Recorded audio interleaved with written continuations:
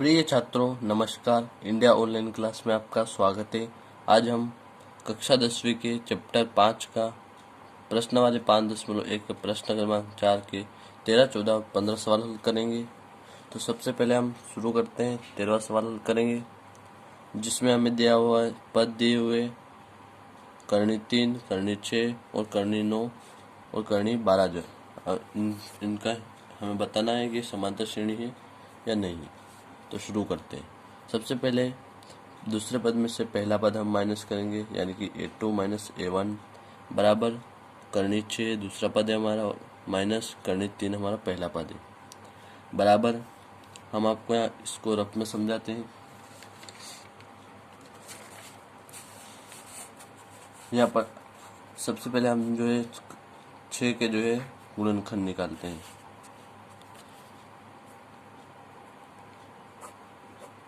6 का गुणनखंड हम निकालेंगे। सबसे पहले 2 से निकल सकता है, तो 2 3 6 होता है हमारा, 3 कम 3।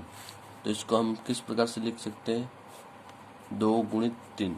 यहाँ पर हमारा जोड़ा किसी का भी नहीं बन रहा, इसलिए हम इसको ऐसे ही लिखेंगे, करनी 2 गुणित 3। इसी प्रकार लिख सकते हैं हम, करनी 2 गुणित 3। फिर माइनस में हमारा करनी 3 रहेगा। यहाँ पर माइनस करनी 3, तो यहाँ पर भी हमारा करनी 3 यहाँ पर भी है हमारा और यहाँ पर भी है। तो हम सबसे पहले क्या करेंगे, करनी 3 को जो है कॉमन निकाल लेते हैं। करनी 3 हम कॉमन निकाल लेंगे और फिर यहाँ पर क्या बचेगा हमारा, करनी 2 बच जाएगा। कोष्टक के अंदर हम लिखेंगे करनी 2 माइनस का चिन्ह लगा कर, यहाँ पर बचा है हमारा कुछ भी नहीं, यानी 1 बचा है, तो हम 1 लिखेंगे।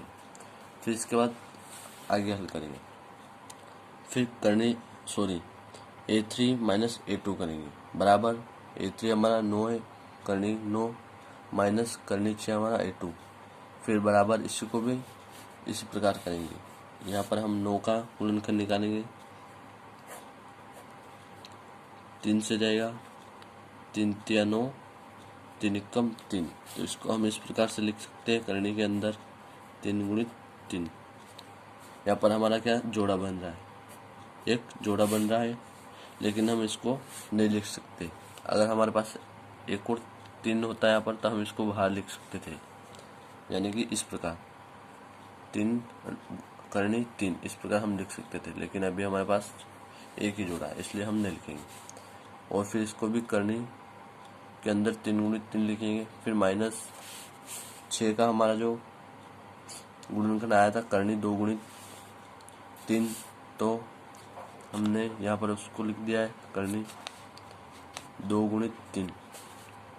फिर यहाँ पर भी जो है दोनों जगह करनी 3 यहाँ पर भी है और करनी 3 यहाँ पर भी है हमारा, तो इसको भी हम कॉमन निकाल लें। करनी 3 को यहाँ पर भी निकाल लिया। फिर कोष्टक के अंदर यहाँ पर हमारा बचा करनी 3, तो करनी 3 माइनस यहाँ पर बच जाएगा हमारा करनी 2, यहाँ पर हम लिखते हैं करनी 2 और कोष्टक। फिर हम A4 में से A3 माइनस करेंगे, तो हमारा A4 है करनी का 12 और A3 हमारा माइनस करनी 9, तो बराबर यहाँ पर फिर हम 12 के गुणनखंड निकालेंगे,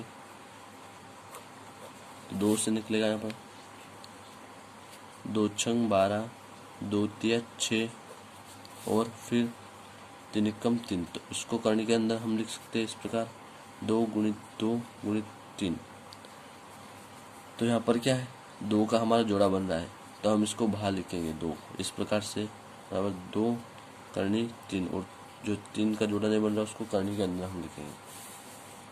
तो यहाँ पर हमने इसी प्रकार लिखा है, 2 करनी 3 माइनस 9 के जो है हमने गुणनखंड पहले याद किए थे, ये वाला 3 गुणित 3 वाला, जो कि हमने यहाँ पर लिख दिया है, ये देख सकते हैं आप, 3 गुणित 3 करनी के अंदर लिखेंगे।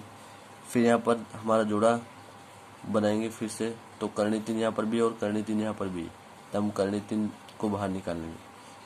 फिर यहाँ पर हमारा बचा 2 बच जाएगा, तो 2 को हम यहाँ पर लिख देंगे और माइनस यहाँ पर बचेगा हमारा करनी 3, तो करनी 3। तो इस प्रकार हल करेंगे हम इसको। तो यह जो है हमारा समांतर श्रेणी नहीं है, क्योंकि हमारे यह जो है हमने एक दूसरे पद जो माइनस किए, A2 में से A1 माइनस किया, A3 में से A2 माइनस किया और A4 में से यहाँ पर देख सकते हैं आप F1 में से A3 माइनस किया तो देखिए हमारा आंसर जो है बराबर नहीं है, यानी सर्वंतर जो है हमारा D बीच का अंतर बराबर नहीं आया, तो ये समांतर श्रेणी नहीं है। अब हम इसका अगला सवाल करते हैं, यानी कि 14वां सवाल करते हैं, जिसमें हमें दिया हुआ है पहला पद A वर्ग और दूसरा पद 3 वर्ग, तीसरा 5 वर्ग, चौथा 7 वर्ग। तो अब हम जो 14वां सवाल हल करेंगे, जिसमें हमें पहले दिया हुआ है A वर्ग, 3 वर्ग, 5 वर्ग, 7 वर्ग, यह हमें पद दिए हुए हैं। तो शुरू करते हैं। सबसे पहले हम A2 माइनस A1 करेंगे, तो हमारा A2 है 3 वर्ग माइनस 1 वर्ग बराबर, यहाँ पर 3 का वर्ग जो हमारा होता है 3 या 9, तो हमारा 3 का वर्ग 9 माइनस 1 का वर्ग हमारा 1 ही होता है बराबर, 9 में से 1 जाएगा तो बचेगा हमारा 8। फिर A3 माइनस A2 करेंगे हम यहाँ पर, फिर यहाँ पर 5 का वर्ग A3 और A2 हमारा 3 का वर्ग, तो 5 का वर्ग होता है हमारा 25 माइनस 9, यानी 3 का वर्ग 9 हमारा, तो यहाँ पर हमारे 25 माइनस 9 होंगे तो हमें प्राप्त होंगे 16। फिर A4 माइनस A3 करेंगे बराबर 7 का वर्ग माइनस 5 का वर्ग, तो यहाँ पर 7 का वर्ग होता है हमारा 49 और 5 का 25, तो 49 माइनस 25 होगा तो हमें प्राप्त होगा 24। तो फिर से जो हमारा सार्वंतर जो D अलग अलग प्राप्त हो रहा है तीनों जगह में, तो यह भी क्या है, हमारी समांतर श्रेणी नहीं है।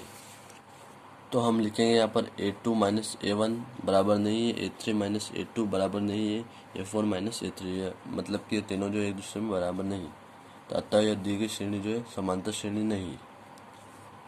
तो दोस्तों अब जो हम इसका 15वां सवाल करेंगे, जिसमें हमें पद दिए हुए A का वर्ग, 5 का वर्ग, 7 का वर्ग और 73 जो है हमें पद दिए गए हैं। हल करते हैं इसको। तो हम सबसे पहले A2 माइनस A1 करेंगे, तो A2 है हमारा 5 का वर्ग और A1 1 का वर्ग, तो 5 का वर्ग होता है हमारा 25 और 1 का 1 रहेगा, तो माइनस 25 माइनस 1 बराबर 24। और फिर इसके बाद हम A3 माइनस A2 करेंगे, तो A3 हमारा 7 का वर्ग और A2 हमारा 5 का वर्ग, तो 7 का वर्ग होता है 49 माइनस फिर 25 जो है हमारा 5 का वर्ग बराबर 49 में से हम 25 को माइनस करेंगे तो हमें बचेगा 24। और फिर A4 माइनस A3 करेंगे बराबर, A4 है हमारा 73 और A3 7 का वर्ग बराबर 73 माइनस 49 जो है हमारा 7 का वर्ग, 49 73 में से 49 जाएगा तो हमारा बचा 24। तो यहाँ पर जो हमारा सार्वंतर D जो है तीनों जगह एक ही आ रहा है, बीच का अंतर, तो मतलब कि यह जो हमारी समांतर श्रेणी है। तो यहाँ पर हम लिखेंगे A2 माइनस A1 बराबर A3 माइनस A2 बराबर A4 माइनस A3 है। अतः दी गई श्रेणी समांतर श्रेणी है, तो हम लिख सकते हैं कि दी गई श्रेणी जो समांतर श्रेणी है और सार्वंतर जो हमें प्राप्त हुआ है 24। तो अब इसके हम अगले 3 पद ज्ञात करेंगे। तो हमारे चौथा पद में हम सार्वंतर D को जोड़ेंगे, तो 73 प्लस 24 बराबर हमारा 74 जो है आखिरी वाला पद है, 73 प्लस 24 बराबर होता है हमारा 97। अब हम इस 97 में फिर से जो 24 जोड़ेंगे, जो कि हमारा सार्वंतर है 97 प्लस 24, फिर हमारा 97 और 24 होता है 121। फिर 121 में फिर से हम 24 को जोड़ेंगे और तो हमें फिर 145 प्राप्त होगा। तो इस प्रकार से हम अगले 3 पद ज्ञात कर सकते हैं। तो फिर हम लिखेंगे यहाँ पर अतः अगले 3 पद 97, 121, 145 है। धन्यवाद।